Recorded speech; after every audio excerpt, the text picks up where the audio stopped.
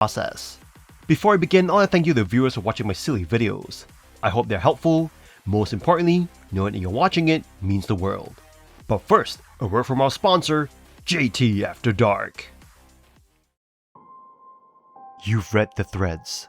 You've seen the warnings, but you haven't heard them like this. I'm JT. I take the internet's most terrifying stories and give them a voice.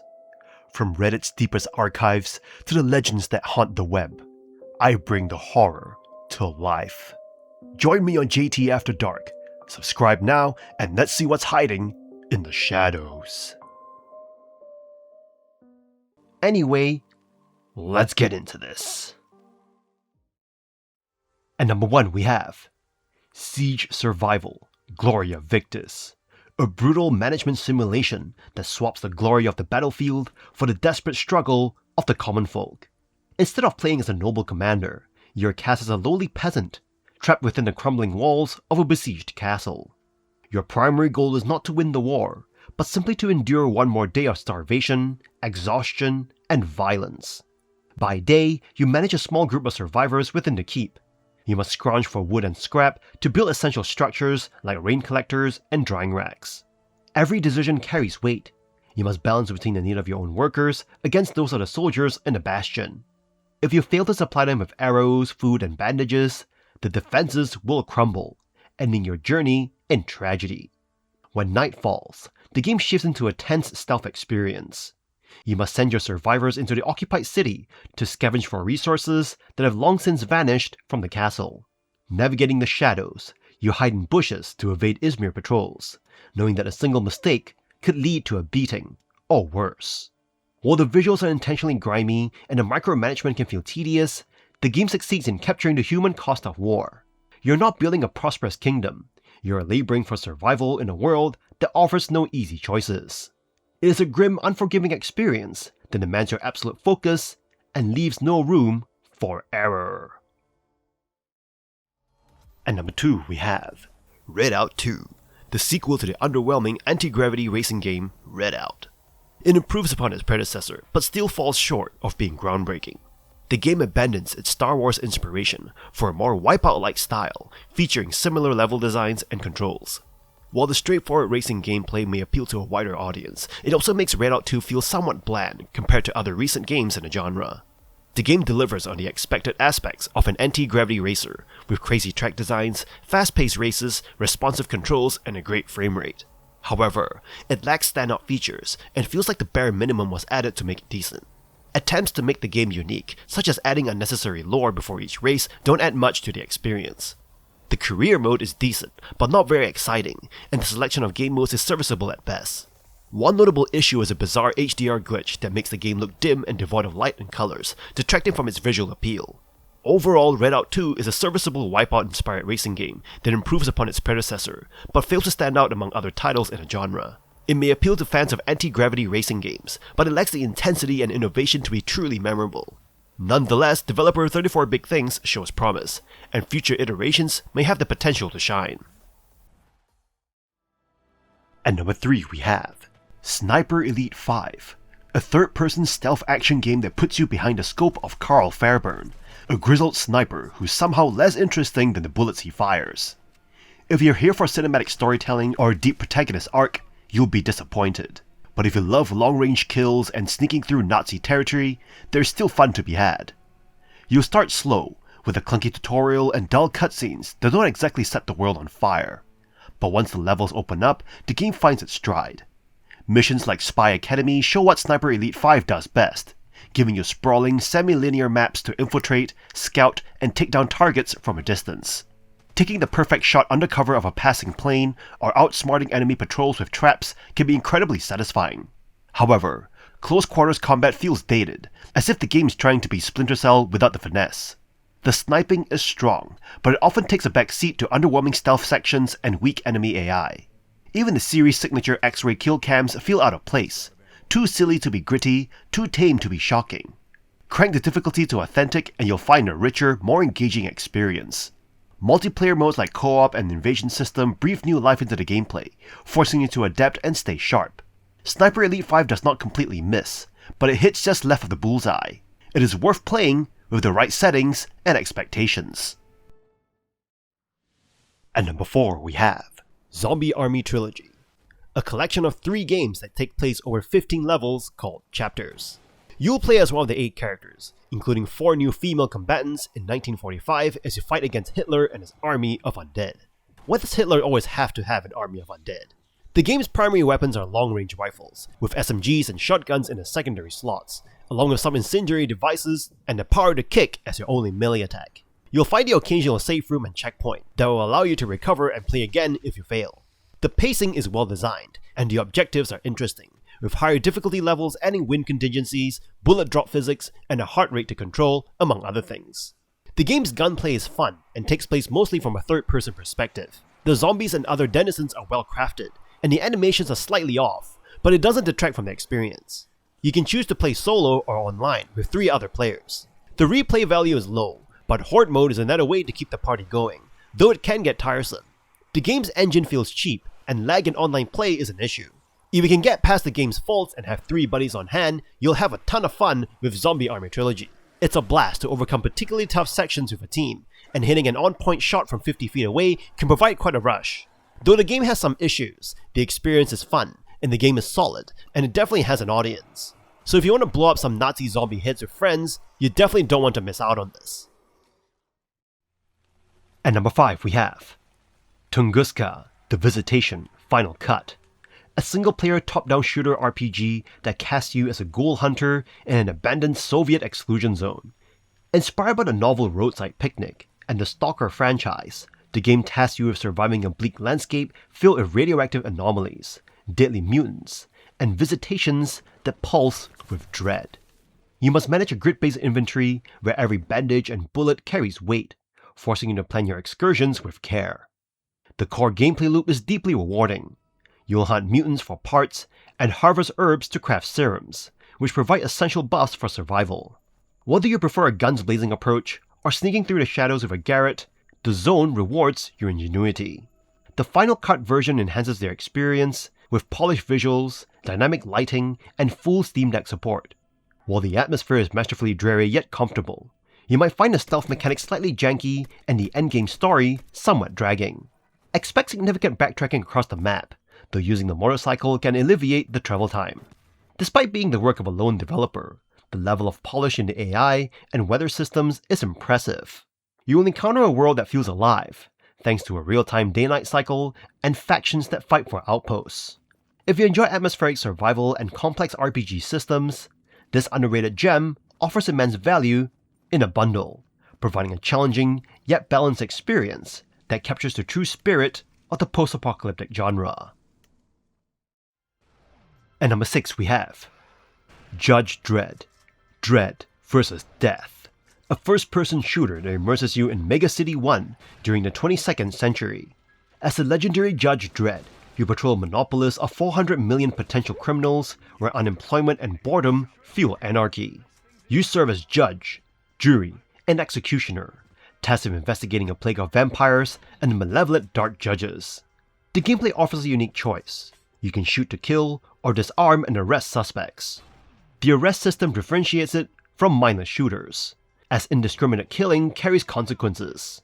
You must navigate crowded streets, carefully avoiding civilians and allied judges, while shouting lawgiver commands to make perps surrender. While early levels feature satisfying shootouts against armed humans, the latter half shifts towards supernatural foes like zombies, which some find repetitive. You might also encounter frustrating escort missions and dated boss mechanics. Visually, the game captures a gritty, over-the-top comic aesthetic, from massive fatties on belly wheels to breathtaking futuristic skylines. The voice acting provides hilarious Duke Nukem-style tough cop one-liners that nail the satirical tone. Technically, the game shows its age. You'll likely need community fixes for widescreen support and FPS capping to ensure it runs flawlessly on modern hardware. Despite these hurdles and a short 2.5-hour campaign, the game remains a faithful atmospheric cult classic. It features 2-player co-op and LAN multiplayer for up to 32 players, making it a great nostalgic trip for fans of the franchise. At number 7 we have Aliens vs. Predator Classic 2000, a definitive collection of the iconic sci-fi horror shooter, featuring the colonial marine, Alien, and Predator campaigns, originally found in the acclaimed Gold Edition. This updated version brings the 1999 masterpiece to modern PCs, supporting DirectX 9.0C and controllers while retaining the frenetic high-speed gameplay of the old-school FPS golden age. You'll find all original levels plus the Millennium expansion pack and a challenging skirmish mode. Each species offers a distinct perspective on survival. As a Marine, you rely on motion trackers and pulse rifles in a tense, horror-filled atmosphere. As an alien, you become a speedster simulator, scaling walls and devouring victims with frightening agility. The Predator provides a tactical experience, using thermal vision, cloaking, and shoulder cannons to stalk prey. While the campaigns lack modern hand-holding and can be quite difficult, the level design and atmospheric tension remain impressive 26 years later. The game is praised for its balance. No species feel unfairly overpowered. The alien is fast but fragile. The Marine is well armed but vulnerable. And the Predator is a tank-like hunter with limited energy. Although the multiplayer population has dwindled, the Steam integration allows for easy matches with friends. For a small price in a bundle, you get a pure gameplay-focused experience that many fans still consider the best in the franchise. It is a nostalgic, visceral journey where one wrong move turns you from the hunter into the prey. At number 8 we have Athenian Rhapsody, a surreal comedic RPG that invites you to embark on a journey through the vibrant and unhinged world of Athens. From the moment you begin with a bizarre personality test, the game sets a tone of unapologetic strangeness. Drawing inspiration from classics like Earthbound and Undertale, it carves out its own unique identity through an eclectic mix of humor, art, and innovative systems. The core experience revolves around the Rhapsody system, which records your specific choices, interactions, and even your protagonist's farts to create a one-of-a-kind digital save file. You can share these Rhapsodies with friends, emphasizing that no two playthroughs are exactly alike. The writing is a star here, packed with absurdist jokes, puns, and surreal encounters that'll likely keep you grinning. Whether you're being shoved off a waterfall by your own save file, or acting as a wingman for a dismembered cat head, the creativity is relentless. Combat is a fast-paced blend of turn-based strategy and real-time microgames. During enemy turns, you must dodge attacks in WarioWare-style challenges that range from bullet hell patterns to rhythm-based survival. You have the choice to either fight enemies or befriend them through awkward pickup lines and minigames, with some characters even joining your party. While the story is wonderfully nonsensical and sometimes hard to follow, the vibrant pixel art and upbeat chiptune soundtrack tie the experience together.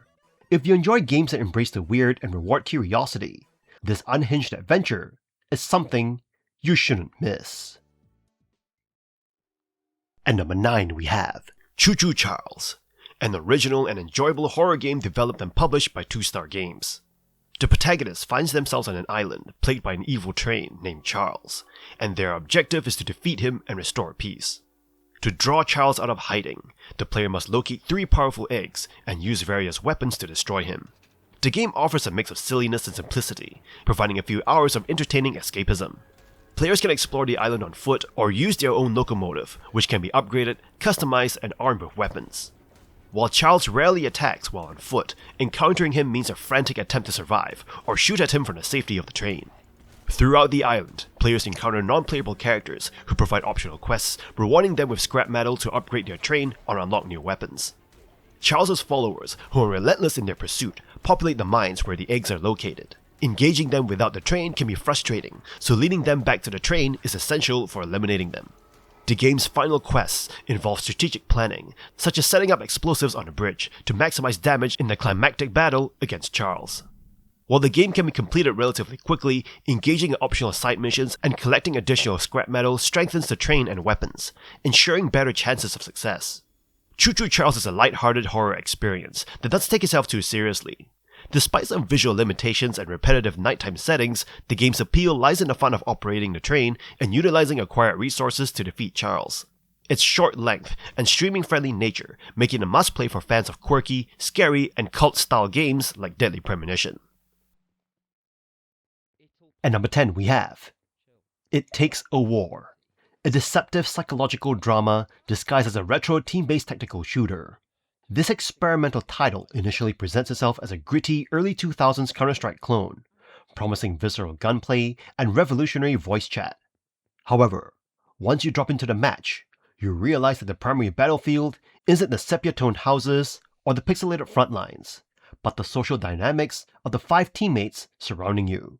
As you play, you're thrust into an intensely uncomfortable environment where the game's voice chat serves as a narrative window into toxic online culture. You listen as a group of supposed friends begins to exclude and bully one of their own. Because your voice chat is locked until the match ends, you're condemned to silence, forced to witness the verbal abuse without any ability to intervene.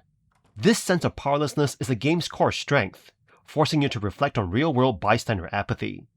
The gameplay loops are intentionally repetitive and bland, serving as a backdrop for the deteriorating human connections. You'll encounter surreal glitches and fourth-wall breaking moments that use your Steam system functions in ways you didn't think possible. For a game in a bundle, you get a short but profound hour-long experience. It is a haunting exploration of parasocial relationships and the cruelty of anonymity.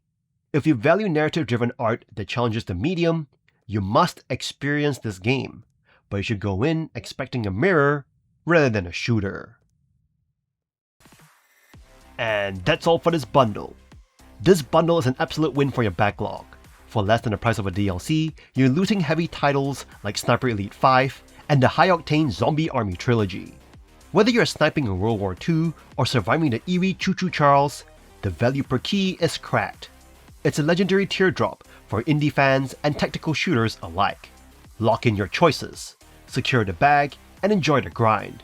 In any case, I hope you enjoyed today's video, and this video was helpful. Feel free to leave a like and subscribe, and maybe consider buying the channel a coffee. From the bottom of my heart, thank you for watching, and I'll see you guys in the next video.